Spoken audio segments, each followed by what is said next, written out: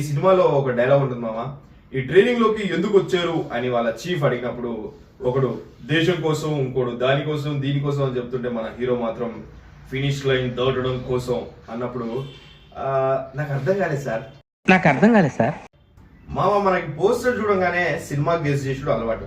అట్లనే ఈ war mission అనే టైటిల్ చూడంగానే సగం మంది ఫిక్స్ అయిపోతారు దట్ హీరో ఇస్ ఏ అతి బలవంతుడు, పరాక్రమవంతుడు, one man army type, war లో సింగిల్ గా అవతలి సైన్యాన్ని ఒక్కడే మట్టు పెట్టే యోధుడు అని. బట్ యువర్ లఫ్డ్ లక్కోర్ గెస్సింగ్ లని పక్కన పెట్టండి మామ. నేను మీ మాటసారి బాటగారి what is war mission movie and how is it అన్నది సింపుల్ గా నేను చెప్తా. పెద్ద ఎక్స్పెక్టేషన్స్ లేకుండా ఈ సినిమా స్టార్ట్ చేసిన మామ. స్టార్టింగ్ లో రెగ్యులర్ రొటీన్ వార్ మూవీ అనుకున్నా, బాంబులు, యుద్ధాలు అలాంటివి. కొంచెం ముందుకు వెళ్తే రేంజర్ అవ్వడానికి ఉండే మిలిటరీ ట్రైనింగ్, టఫ్ ట్రైనింగ్ గురించి ఉంది. మోటివేషన్ మూవీ ఏమో చూద్దాం, మనం కూడా మోటివేట్ అవుదాం, కండలు పెంచుదాం అనుకున్నా. కానీ కట్ చేస్తే it's a matter of science fiction మామ. ఈజీగా చెప్పాలంటే story line of battle field movie. మనం అందులో చూసాం కదా, ఫెంటాస్టిక్ మూవీ.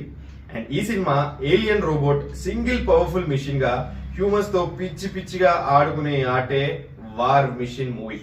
ఇది జస్ట్ 1 hour 47 minutes ఉన్న ఈ movie is a must watch for the action lovers.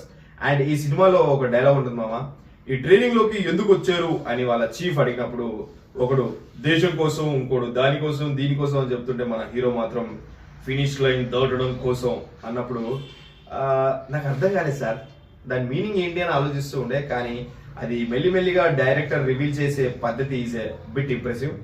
It shows the perfect and at the same time powerful writing about the character and action episodes మాత్రం రచ్చ ఉంటాయి ఈ సినిమాలో.